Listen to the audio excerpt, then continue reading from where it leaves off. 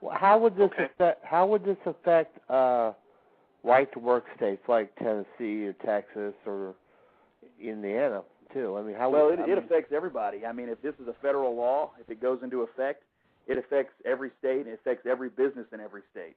So it blows up state laws. I'm not fully briefed on how the federal statute would interact with individual state statutes, but I know this: if this thing goes into effect, it could affect any business in any state.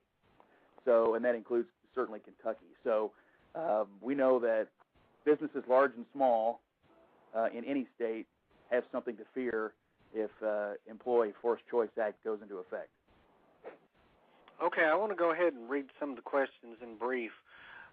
This is from the Coalition to Protect Kentucky Jobs website. This is the candidate questionnaire. The first one is, if elected to the U.S. Senate or representative, would you vote against the Employee Free Choice Act? Let's see, the second one is about allowing the card check process or secret ballot for the purposes of certifying a union that support or oppose. There's 7 questions altogether, like they said. Let's see. Oh, another one I found was kind of interesting that might be interesting for those that are really interested into specific policy.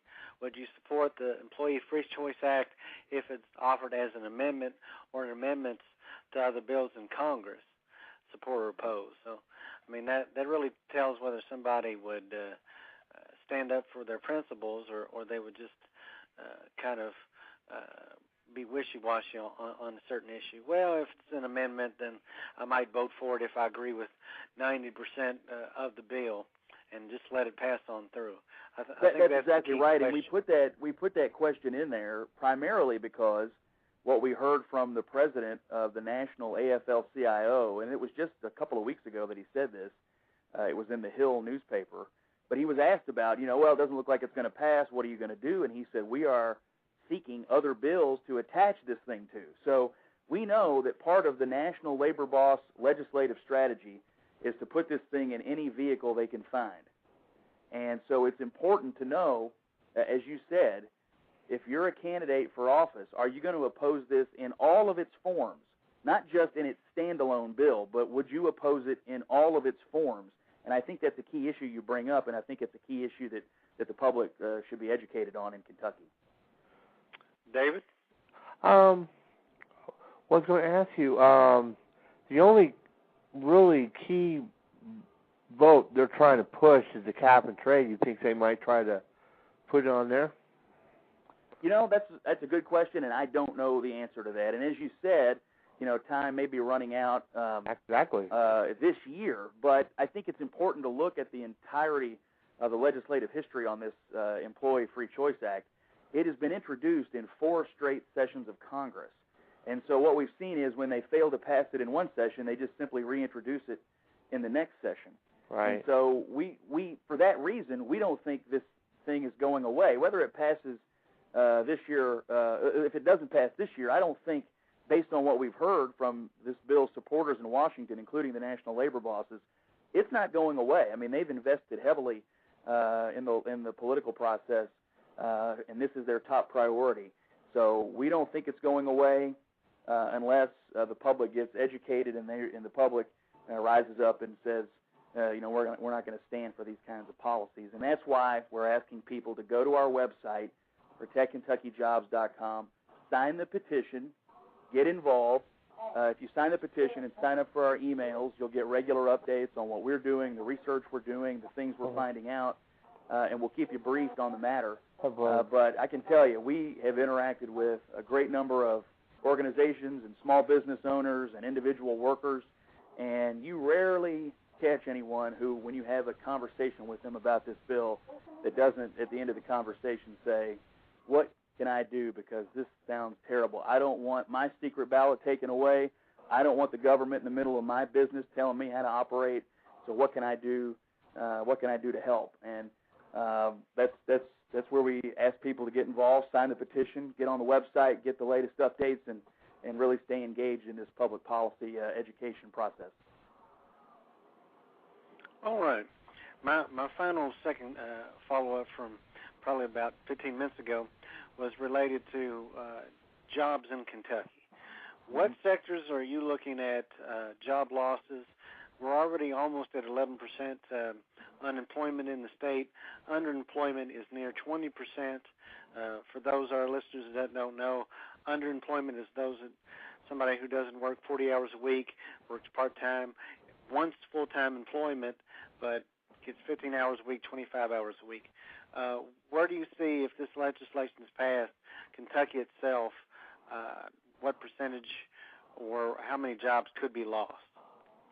Well, we know that it's a great question, and I think the scary part is that we really don't know. We know this. There have been national studies done that tell us that for every, so many forced unionization issues, so for every X number of union members that are forced into a union somewhere in the country, that results in Y job loss for the nation. So, for every 600,000 forced union members, if this bill were to become law, you'd see a national increase in the unemployment rate. It's something like 1.5. So as you said, we're sitting at 11% now. I mean, if this thing goes into law and 600,000 people are forced into unions, you could see, the unemployment rate go up to 12.5%. So we know that there is a direct correlation between these kinds of tactics and unemployment going up. And to answer your question about specific industries, the other scary part is there are no specific industries. Every single business owner, large or small, would immediately become a target.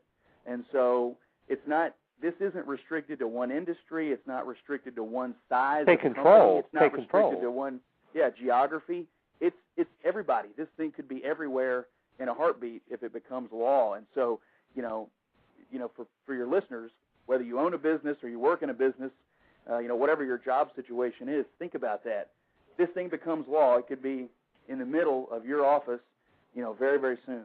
So as you go through your day and think about the public policy issues that you care about, think about this. Think about getting involved because, you don't want to wake up one day and realize the federal government has done something very bad that's very detrimental to Kentucky's economy because it may have a direct negative impact on your own employment situation. They're getting used to doing that. Yeah, well, I mean, we've seen the federal government not hesitate in some ways to get involved in private business operations. Where is the pushback on Capitol Hill that you're hearing? Is there any pushback? Well, yes. I mean, certainly there are a number, and that's a great point, actually. There are a number of people in Washington, current office holders, who have opposed this law, and not only have they opposed it, they have vocally opposed it, and these people come from all walks of life and from all parties. This is not a partisan issue. It's a nonpartisan issue, and the opposition to it is bipartisan. The opposition to this is bipartisan. This has nothing to do with political parties and politics. It has everything to do with good public policy, and that's why you see federal candidates and office holders, current office holders from both Democrat and Republican Party saying together, we don't want this. I mean, that was, as I said earlier, a central issue in the race in Arkansas. You had a very prominent Democrat who said, I'm not going to do this. I don't support this. There's a congressman from Arkansas who had voted for it previously and has since recanted and said, you know what, that was a bad vote. And he's a Democrat and said, that's a bad vote. I shouldn't have done that. I oppose this legislation. The economy cannot take this shock right now. So you do have people from all walks of life, from both parties, across the country, bipartisan, saying we oppose this legislation, and I think what you'll find in Kentucky and a lot of other places is, it's not partisan. This is not a partisan issue. This is not a partisan organization. The opposition to it is bipartisan, and it really has everything to do with what's good for jobs, what's good for the economy, not politics. Mr. Caldwell? Any other thoughts or comments?